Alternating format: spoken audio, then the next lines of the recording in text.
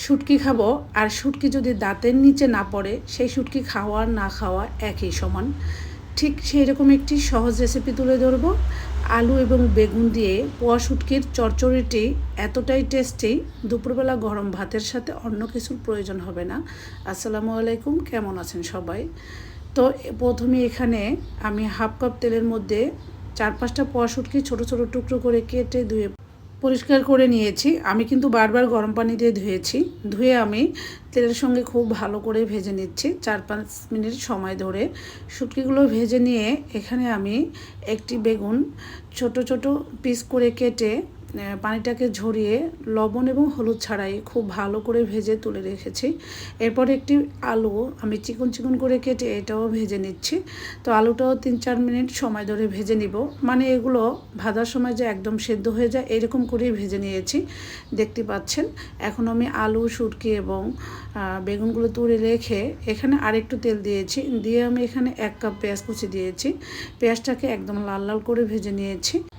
এরপর এখানে স্বাদ মতো লবণ, হাফ চা চামচ হলুদ, 1 চা চামচ মরিচ আর হাফ চা চামচের চেয়েও কম ধনিয়া গুঁড়া দিয়েছি।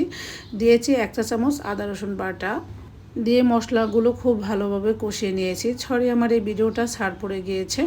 এরপরে ভেজে রাখা শুটকিগুলো দিয়ে ভালোভাবে নেড়ে চেড়ে এখানে একটু আমি অফ ক্যামেরায় হালকা পানি দিয়ে ঢাকনা দিয়ে ঢেকে 5 মিনিট কষিয়ে নিয়েছি। এতে করে শুটকিগুলো খুব ভালোভাবে মানে সেদ্ধটা হয়েছে, যেহেতু আগে থেকে ভেজে নিয়েছি এবং কষানোর মধ্যেও কিন্তু শুটকিটা অনেকটাই মানে সেদ্ধ হয়েছে। এরপরে এখানে 7-8 কোয়া ছোট দেশি রসুনের কোয়া দিয়েছি, দিয়ে 1 মিনিটের মতো নেড়ে চেড়ে পানি দিয়ে আবারও ভালোভাবে কষিয়ে নিয়েছি। এরপর বেগুন আলু দিয়ে 2-3 মিনিট কষিয়ে এখানে আমি পানি দিয়ে দিচ্ছি হাফ কাপের মতো। যেহেতু আলু বেগুন সব কিছুই একদম ভালোভাবে সেদ্ধ হওয়া, তাই পানিটা বেশি আর দেওয়া লাগবে না, শুধু মশলার কাঁচা গন্ধটা যাওয়ার জন্যই পানিটা দিয়েছি। এরপরে এখানে 5-7টে কাঁচামরিচ মাঝখান দিয়ে ফালি করে দিয়েছি। শুটকিতে একটু ঝাল ঝাল হলেই খেতে ভালো লাগে, তাই বেশি করে কাঁচামরিচ দিয়েছি। আর 2বার আজকে আমার ভিডিও করার সময় স্টোরেজ ভরে গিয়েছিল, যার জন্য কিছু ভিডিও আমার ছাড় পড়ে গিয়েছে, সরি, এটা ইগনোর করবেন। এরপরে কাঁচামরিচটা দিয়ে আমি 4-5 মিনিট রান্না করেছি ঢাকনা দিয়ে ঢেকে, এবং লাস্ট পর্যায়ে আমি এখানে কিছু ধনিয়া পাতা কুচি দিয়ে দিচ্ছি।